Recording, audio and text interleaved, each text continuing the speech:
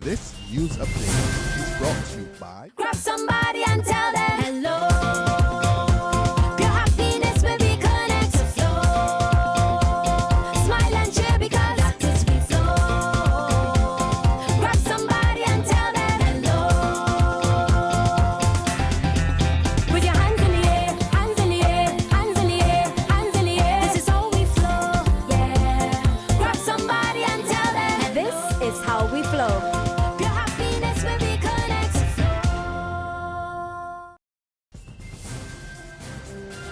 Welcome to the Barbados Today Afternoon Update for Thursday, October 8th. I'm Fernella Wedderburn. Thanks for joining us. British High Commissioner to Barbados and the Eastern Caribbean, Victoria Dean, rubbishes suggestions that the UK's $300 million aid package to the region is an attempt to silence the Caribbean's lobby for reparations. During an official visit to Jamaica last week, British Prime Minister David Cameron announced the package, but rejected the region's push for reparations, saying that it was not the right approach and his government wanted to focus on the future. His comments have since drawn strong criticism, but the British High Commissioner insists there is no link between the financial package and the reparations debate. This is nothing to do with the reparations agenda. This is because we've seen and noticed two things. One is the needs across the region, which are very specific, and the other is that we had perhaps not paid attention and invested properly in the relationships in the way that we ought to have done. My Prime Minister was, I think, very clear and very honest about that. He said that previous British governments had allowed benign neglect to take place and that he wanted to put a stop to that. The British High Commissioner was speaking on Starcom Network this morning. In other news, Prime Minister Frondell Stewart says the local economy continues to attract investment. Addressing the opening of the International Business Week conference at the Hilton Resort this morning, the Prime Minister revealed that the sector continues to generate considerable economic activities despite the economic conditions. And he's called on officials in the sector to remain focused in order to remain on that growth path. According to the latest confirmed figures, the international business and financial services sector contributes approximately 10% to our island's gross domestic product. The sector has in operation approximately 4,000 active international business entities and employs a cadre of highly skilled Barbadians in areas such as finance, audit and accounting, legal, management, advisory, and consultancy services, to mention but a few. It is important that we accept that international financial centers like Barbados are here to stay, because these centers play a key role in facilitating and improving the efficiency of international trade and commerce, as those who choose Barbados to do business will readily testify. It is therefore essential that we remain focused on the sectors and the nation's relevance, despite the changes and challenges which we face daily. The conference is being held under the theme Changing Dynamics, Driving Innovation, Prosperity and Health. The conference theme, the Changing Dynamics, Driving Innovation, Prosperity and Health, will direct your attention to the tools which you need to meet the dynamic changes that confront us today.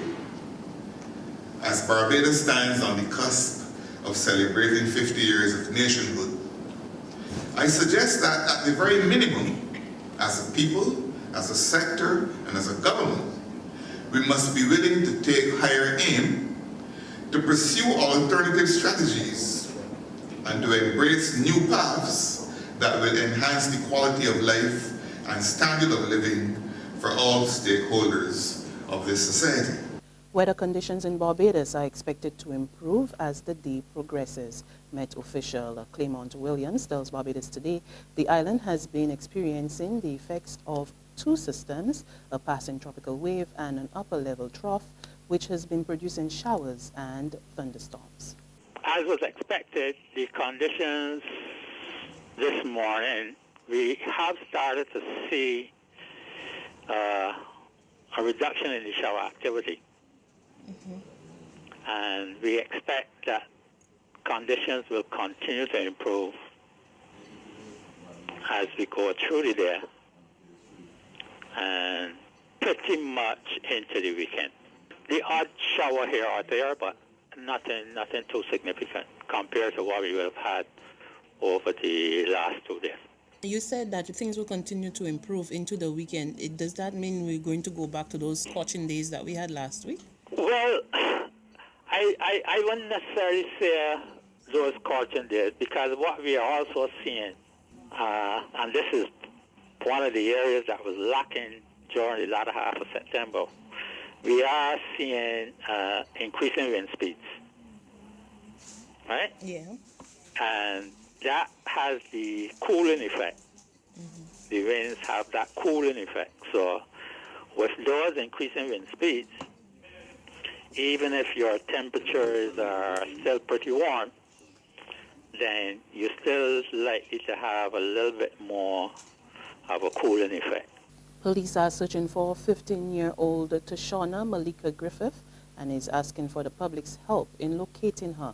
Tashona of Harrison Tenantry, St. Lucie, who is also known as Dacus, Not Nice, or Hershey, has not been seen since leaving her mother's house around 7:30 yesterday. At the time, she was wearing a yellow short pants, a pink and white striped polo shirt, fluorescent Old Navy slippers, and wearing pearl earrings. She is known to frequent Six Men's and Peter, Rock Dondo, St. James, and Date Tree Hill in St. Peter. Tashona is dark in complexion, slimly built, has a long forehead, thick eyebrows, protruding front teeth, thick lips, and a pointed chin. She wears her brownish hair plaited in flat twist pineapple style on the right. Anyone with information pertaining to her whereabouts is asked to contact Police Emergency 211 or the nearest police station. In sports, FIFA's Ethics Committee suspends more of its executives. Secretary General Jerome Vac and Vice President Michel Platini have joined President Sepp Blatter on a 90-day ban from any football activity. The Ethics Committee says its decision was based on ongoing investigations that are being carried out by its chamber. However, the three have denied any wrongdoings. But that's not all. Ex-FIFA Vice President Chung Moon-joon has also been banned for 6 years. The head of Africa's Football Confederation will act as FIFA president during Blatter's ban, while Spain's Angela Marie Vela is expected to head UEFA, Europe football's governing body, in Platini's absence. But it's reported that Platini and Chung are still hoping to replace Blatter when he steps down as president in February. The world's fastest man is discussing retirement with his coach. However, the reigning world and Olympic champion is undecided on whether he will hang up his boots after the Rio Olympic Games in 2016 or a year later. My plan is just leading up to the Olympics right now. That's my focus. I start training next week, so that would be my main focus because the Olympic year. So I'm just gonna go into it ready to go and be focused. And me and my coach have been discussing when I should retire. So after the Olympics, he says we shouldn't say no or yes. After the Olympics, we decide if we should continue for one more year or not. So I'll have to wait until then. I have 2 more goals that I would love to accomplish before I retire, and that's defending my Olympic title 3 times. That's one, and I would love to run sub-19 also. So those are the 2 big goals that keeps driving me on, that I really want to do next season. There's regional and international news after this short break. Secure your future, be financially strong. Since 1983, we have been there for you. A smart range of products, great tax benefits. We're the solution to your hopes and your dreams. The Barbados Workers Union Cooperative Credit Union. The Barbados Workers Union Cooperative Credit Union. Humble beginnings to smart loans, smart savings. Save smart and borrow smart.